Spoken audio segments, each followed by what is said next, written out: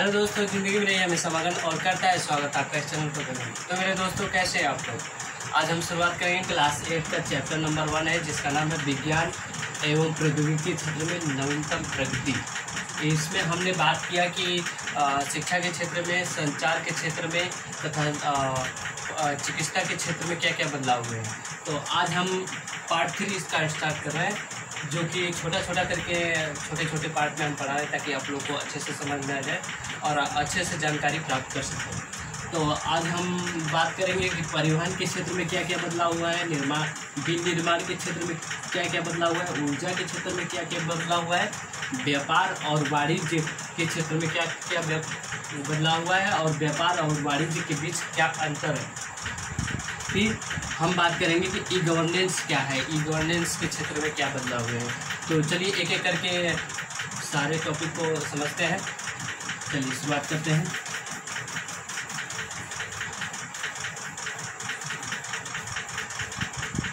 तो पहला टॉपिक है आपका परिवहन के क्षेत्र में।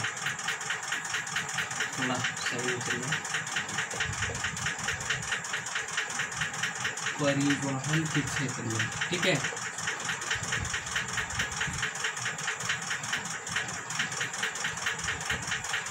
तो सबसे पहले हम समझेंगे कि परिवहन क्या होता है। व्हाट इज ट्रांसपोर्ट, इंग्लिश में इसको क्या कहेंगे, what is transportation. What is transportation, ठीक है, ट्रांसपोर्टेशन। व्हाट इज ट्रांसपोर्टेशन, यह हिंदी में कहेंगे परिवहन क्या है। तो परिवहन के बारे में हम जानने से पहले, मतलब परिवहन के बारे में जान रहे हैं कि किन किन क्षेत्रों में बदलाव हुआ, तो परिवहन के क्षेत्र में क्या बदलाव हुआ है। तो पहले सबसे पहले ये टर्म जानना बहुत ज़रूरी है कि परिवहन क्या होता है। तो परिवहन को हम क्या कहेंगे कि ऐसा माध्यम जो एक क्षेत्र से दूसरे क्षेत्र को जोड़ता हो। क्या ऐसा माध्यम जो एक क्षेत्र से दूसरे क्षेत्र को जोड़ता हो, जैसे सड़क हो गया, सड़क मार्ग हो गया, रेलवे मार्ग हो गया, या वायु मार्ग हो गया, या फिर कहिए जल मार्ग हो गया। तो ये सब क्या है, परिवहन के उदाहरण है। तो हमने क्या बात कर रहे हैं यहाँ पर, बात करेंगे कि परिवहन के क्षेत्र में क्या क्या बदलाव है। तो इसको हम इंग्लिश में क्या कहेंगे, a medium which connect to one area to another area by this called transportation. For example road, highway, railway service, water service, फिर एयर सर्विस। जैसे कि रेलवे सर्विस में बुलेट ट्रेन आ गया है, बदलाव तो हो ही रहा है ना, देख रहे हैं आधुनिक समय में क्या है, मेट्रो ट्रेन आ गई है। फिर क्या कहते हैं कि ट्रेनें तो पहले से ही चलती थी। पहले क्या, हमारे भारत में आपसे क्वेश्चन ये पूछ सकता है कि भारत में सबसे पहले रेलवे का शुभारंभ कब हुआ था भारत में। तो याद रखिएगा 1853 में रेलवे का शुरुआत हुआ था। कहाँ से, पुणे से थाने, पुणे से थाने के बीच, ठीक है, थाने के बीच शुरुआत हुआ था। तो 1853 में पुणे से थाने के बीच रेलवे शुरुआत हुआ था, जो कि क्या था कि भाप वाला इंजन था, ठीक है। फिर इसके बाद में हम बात करेंगे कि एयरलाइंस की शुरुआत कब हुई थी। ये भी क्वेश्चन है, एयरलाइंस की शुरुआत कब हुई थी। तो 1911 में एयरलाइंस की शुरुआत हुई थी। कहाँ से, इलाहाबाद से जो अब प्रयागराज हो चुका है, इलाहाबाद से नैनी के बीच। किसके बीच, नैनी के बीच। देखिए पहले क्या है, पुणे से थाने के बीच शुरुआत हुआ था रेलवे। यहाँ पर हम रेलवे लिख दें, नहीं तो कंफ्यूज हो जाएंगे। रेलवे और ये एयरलाइंस, क्या, एयरलाइंस। 1853 में रेलवे की शुरुआत हुई पुणे से थाने के बीच, और 1911 में हुआ एयरलाइंस की शुरुआत इलाहाबाद से नैनी के बीच, ठीक है। तो हम यहाँ पर कुछ पहले के मतलब हिस्ट्री की बात कर रहे हैं। तो हिस्ट्री में ये क्या क्या बदलाव है, तो मतलब शुरुआत तो ये अंग्रेज़ों ने ही की। अंग्रेज़ों ने बहुत ऐसे इंफ्रास्ट्रक्चर बनाए हैं, यानी आधारभूत संरचनाएँ ऐसी बनाई हैं जो कि हमारे काम बहुत आ रही हैं, ठीक है। जैसे कि रेलवे का हम लाभ उठा रहे हैं, तो रेलवे कौन लाया था? तो अंग्रेज़ों ने लाया था रेलवे 1853 में।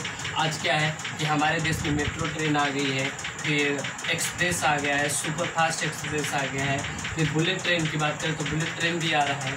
ठीक है, 1911 में जो एयरलाइंस की शुरुआत हुई, तो एयरलाइंस क्या अब एक राज्य से दूसरे राज्य जोड़ता है।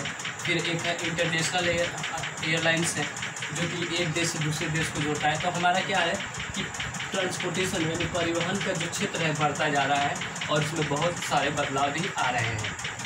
ठीक है, इसमें कुछ जानने की और ज़रूरत है। तो कह सकते हैं कि इन्वायरमेंट को सुरक्षित रखने के लिए यानी पॉल्यूशन बहुत पहले क्या होता था कि डीजल से पेट्रोल से गाड़ियाँ चलती थी, जिसकी वजह से बहुत ज़्यादा पॉल्यूशन होता था, प्रदूषण फैलता था। लेकिन अब क्या हो रहा है कि ई रिक्शा आ गया, इलेक्ट्रिक ऑटो आ गए हैं, या फिर इलेक्ट्रिक मोटरसाइकिल आ गई है। तो क्या हो रहा है, इससे क्या हो रहा है कि पॉल्यूशन कम हो रहा है और हमारे इन्वायरमेंट को भी बहुत अच्छा हो रहा है। तो गवर्नमेंट चाहे प्राइवेट सेक्टर कहिए, निजी क्षेत्र कहिए, निजी क्षेत्रों ने बहुत अच्छा कार्य किया कि इलेक्ट्रिक वैन लाया और कुछ सीएनजी गैस से भी गाड़ियाँ चलती हैं जो कि अब अत्याधुनिक हो गई है।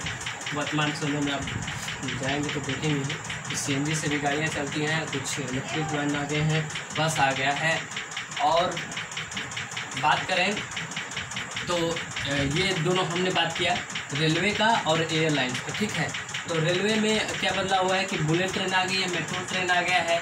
एयरलाइंस में क्या है, एयरलाइंस में क्या है कि एक स्टेट से दूसरे स्टेट जोड़ रहा है, और दूसरा है कि इंटरनेशनल हवाई अड्डा भी बन चुके हैं जो कि एक देश से दूसरे देश को जोड़ते हैं।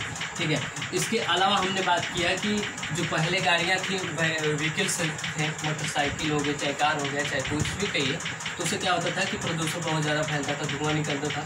लेकिन अब क्या हो रहा है, इलेक्ट्रिक वैन आ गई है। इलेक्ट्रिक वैन क्या करें, इलेक्ट्रिक ई रिक्शा आ गया है, या फिर ऑटो, इलेक्ट्रिक वाला ऑटो भी आ चुका है, बस भी आ चुकी है, और कहिए कि मोटरसाइकिल भी आ चुकी है, जो कि बहुत ही अच्छा है और ये काफ़ी हमारे इन्वायरमेंट को सुरक्षित भी रखते हैं। ठीक है, तो इतना हमने बात किया। तो इसमें कुछ हमें तो नहीं लगता कि आप इसमें कुछ और बताने की ज़रूरत है, लेकिन फिर भी कहीं अगर मिस्टेक है तो बात करेंगे आगे। तो चलिए अब क्या बात करेंगे हम कि विनिर्माण के क्षेत्र में क्या बदलाव हुए। क्या विनिर्माण के क्षेत्र में क्या बदलाव हुए हैं? विनिर्माण के क्षेत्र में, विनिर्माण के क्षेत्र में, ठीक है, बदलाव। तो विनिर्माण के क्षेत्र पहले, सबसे पहले यहाँ भी हमको विनिर्माण समझना पड़ेगा। मैन्युफैक्चर इसको बोलते हैं। क्या बोलते हैं?